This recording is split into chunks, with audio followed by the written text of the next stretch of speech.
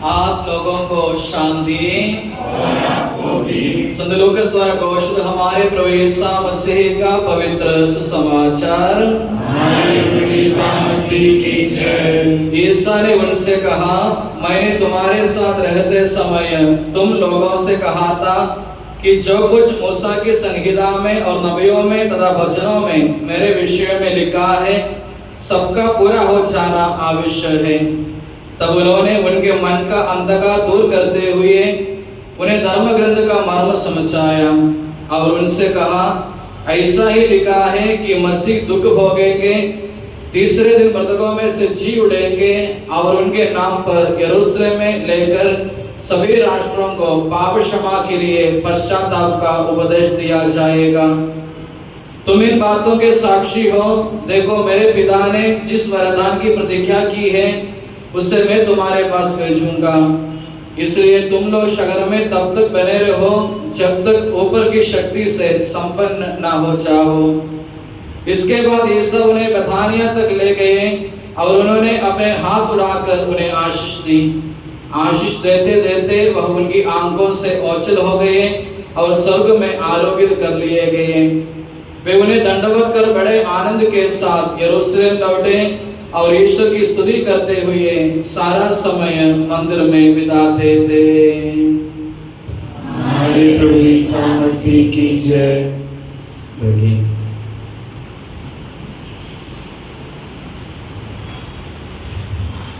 प्रभु यीशु मसीह में मेरे प्यारे माता पिताओं, भाई बहनों एवं मेरे प्यारे बच्चों, आज से हम पुनरुत्थान काल के 7वें सप्ताह में प्रवेश कर चुके हैं। और हमको मालूम है आज का पहला वाचन हम कहाँ से पढ़ा, किसी को पता है? इस्याक नबी के ग्रंथ से पढ़ा, अध्याय 6। क्या लिखा था वहां, क्या पढ़ा हमने? प्रभु ने इस्याक नबी को बुलाकर कुछ कार्य सौंपते हैं, कुछ काम करने के लिए उनको सौंपते हैं। यानी पहले इस्याक नबी को प्रभु का दर्शन होते हैं और दूसरा क्या है, प्रभु का दर्शन होने के बाद में इस्याक नबी चिल्लाते हैं, होय होय मैं नष्ट हुआ, क्योंकि मैं तो अशुद्ध होठों वाला मनुष्य हूँ, अशुद्ध होठों वाले मनुष्यों के बीच रहता हूँ। यानी जब प्रभु का दर्शन हुआ, ऐसे नबी ने क्या बोला, मैं नष्ट हुआ हूँ, मैं अशुद्ध होठों वाले मनुष्यों के साथ रहता हूँ और मेरा होठ भी अशुद्ध है। और हमको मालूम है तीसरा, एक प्रभु के दूत उसके पास गया और वेदी से एक अंकार ले लिया और उसके मुंह पर रख दिया और वह पवित्र हो गया। यानी 3 स्टेप है। यानी पहला, इस्याक नबी को ईश्वर का दर्शन होते हैं, और दूसरा, जब उनको ईश्वर का दर्शन हुआ उन्होंने कहा, मैं नष्ट हुआ हूँ, मैं अशुद्ध होठ वाले को मनुष्य हूँ, अशुद्ध होने वाले मनुष्यों के साथ रहता हूँ। यानी उनको मालूम हो गया कि वह एक पापी मनुष्य है।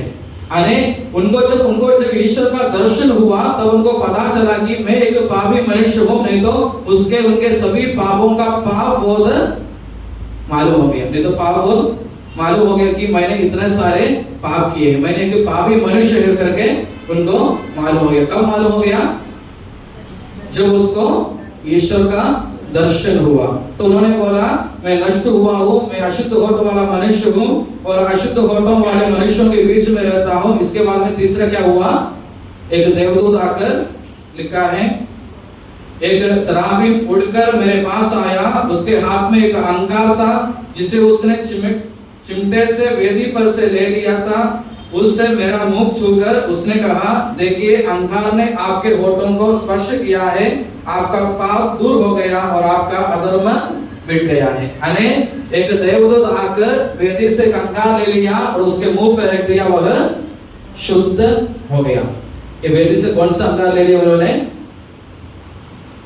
वेदी से कौन सा अंगार ली?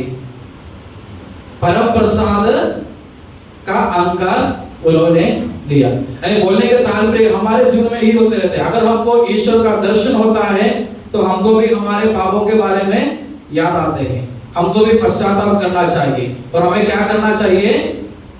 पवित्र परम प्रसाद से हमारे मुंह को शुद्ध करना चाहिए, यानी शुद्ध मन से पवित्र हृदय से हमको परम प्रसाद को स्वीकार करना चाहिए। तब हमारा मन, हृदय, बुद्धि ये सब शुद्ध हो जाएगा, पवित्र हो जाएगा। तो आज का पहला वचन हमें यही कहते हैं कि हमें ईश्वर का दर्शन के लिए प्रार्थना करना है, हमारे पापों के ऊपर पश्चाताप करना है और परम प्रसाद द्वारा हमको अपने आप को शुद्ध करना चाहिए। और आज के सुसमाचार में हमने प्रभु के स्वर्गारोहण के बारे में हमने पढ़ के सुना है। हमको मालूम है पुनरुत्थान पर्व के 40 दिन बाद कौन सा पर्व आता है? यीशु का स्वर्गारोहण पर्व आते हैं। और उसके 10 दिन बाद कौन सा पर्व आते हैं? पेंतेकोस्त का पर्व आते हैं। यानी 40 दिन बाद स्वर्गारोहण का पर्व आते हैं और 50वां दिन में पेंतेकोस्त का पर्व आते हैं। यानी ये जो प्रभु का स्वर्गारोहण हम रोज घोषणा करने वाला एक विश्वास सत्य है। यानी हम प्रेरितों के धर्मशास्त्र में पढ़ते हैं, प्रभु मर गया और मृतकों में से जी उड़ा और स्वर्ग गया और पिता के दाहिने विराजमान है। यानी रोज हम इस विश्वास सत्य को घोषणा करते हैं कि प्रभु स्वर्ग गया और पिता के पास विराजमान है।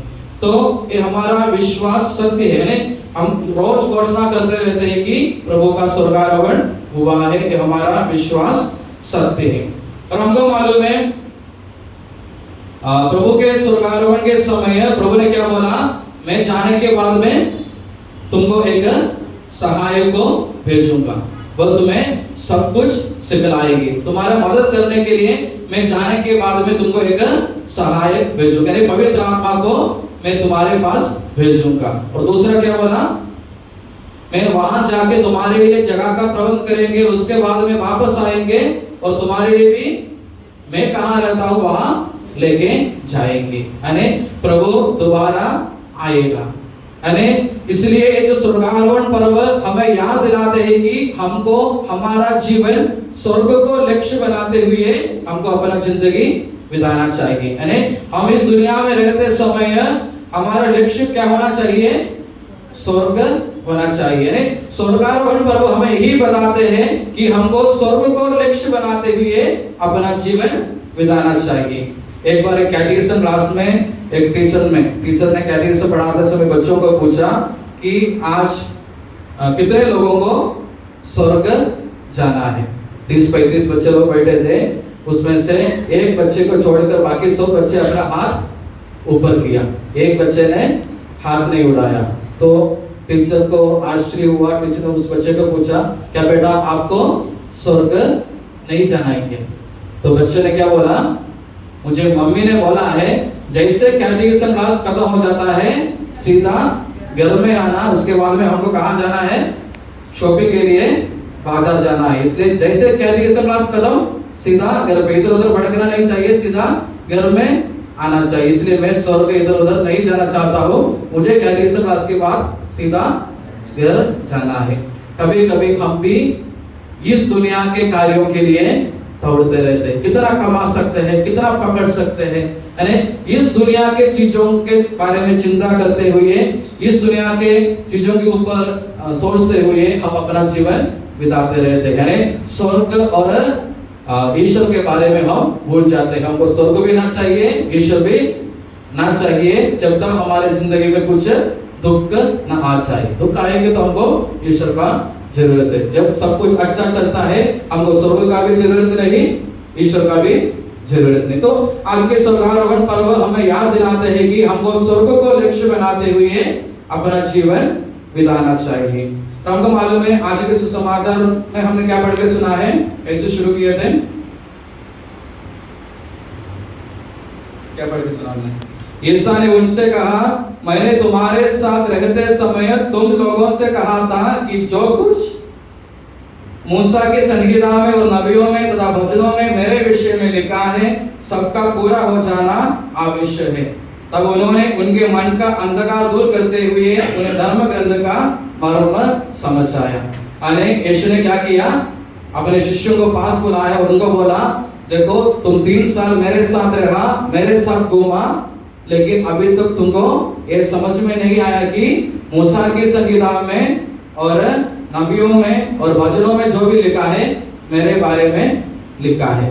तो प्रभु उनको समझा के देते हैं कि ये जो क्या है, नबियों, मूसा की संहिता, नबियों का पुस्तक और वचन से ये सब क्या है, पुराना विधान है, जुना करार है। इसलिए बोलते हैं कि नबियों का पुस्तक और मूसा की संहिता और वचन माला, स्तोत्र माला, ये पूरा जुना करार, पूरा पुराना विधान में क्या लिखा है, प्रभु के बारे में ही लिखा है।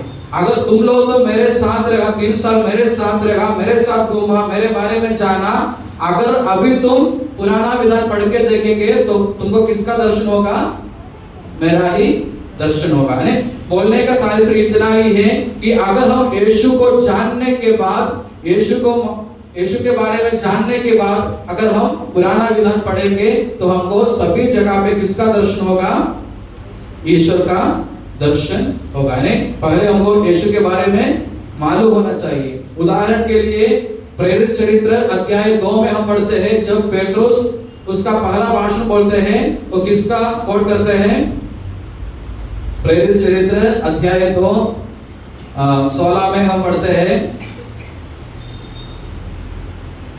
पेट्रोस जोएल का भविष्यवाणी सुनते हैं, कि बोलते हैं, यह वह बात है जिसके विषय में नबी योएल ने कहा है, प्रभु वह कहता है, मैं अंतिम दिनों सब शरीरधारियों पर अपना आत्मा उतारूंगा, तुम्हारे पुत्र और पुत्रियां भविष्यवाणी करेंगे, तुम्हारे नवयुगों को दिव्य दर्शन होंगे और तुम्हारे बड़े बूढ़े स्वप्न देखेंगे, मैं उन दिनों अपने दास दासियों पर अपना आत्मा उतारूंगा।